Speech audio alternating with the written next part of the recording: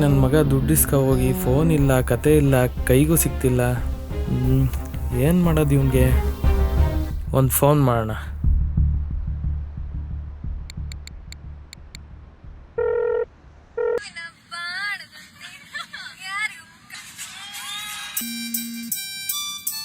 ಇವನು ಯಾಕೆ ಫೋನ್ ಮಾಡ್ತಾವನೆ?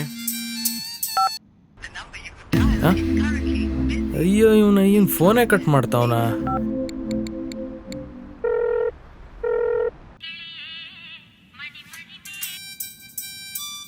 ಏನು ಕಾಲ್ ಕಟ್ ಮಾಡಿದ್ರು ಫೋನ್ ಮಾಡ್ತಾನೆ ಇದ್ದಾನಲ್ಲ.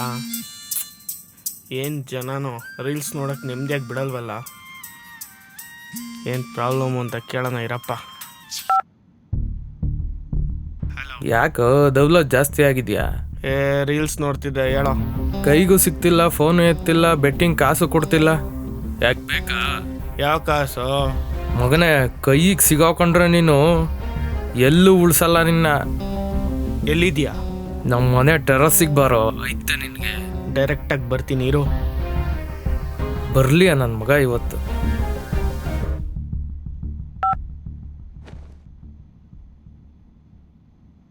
ಇವನು ಯಾರಿಗರು ಕಾಸು ಕೇಳ್ತಾವನೆ? ನಾ ಕೊಡಬಾರ್ದಂತ ಡಿಸೈಡ್ ಆಗಿದ್ನಲ್ಲ,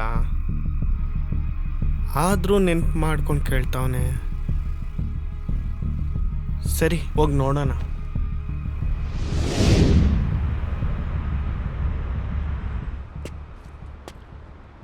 ಎಲ್ಲಿ ನನ್ನ ಮಗ? ಫೋನ್ ಮಾಡಿಬಿಟ್ಟು ಸುದ್ದಿನೇ ಇಲ್ಲ. ಟೆರಸಿಗೆ ಬಂದರೆ ಟೆರಸಲ್ಲಿ ಇಲ್ವೇ ಇಲ್ಲ. ಇಲ್ಲಿ ಬಾರಮ್ಮರಿ. ಓ, ಇಲ್ಲಿದೆಯಾ?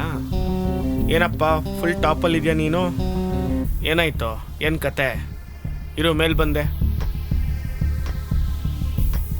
ಏನಪ್ಪ ದೊರೆ, ಮೇಲಿದೆಯಾ, ಕೆಳಗಿಳಿಯಲ್ವಾ? ಏನೋ ನಿನ್ನ ಕತೆ, ಏನು ಹೇಳು? ಅಷ್ಟೊಂದು ಆವಾಜಲ್ಲಿ ಹಾಕ್ದೆ ಫೋನಲ್ಲಿ. ಇಲ್ಲಿ ನೋಡಿದ್ರೆ ಮಗು ಥರ ಕೂತಿದ್ಯಾ.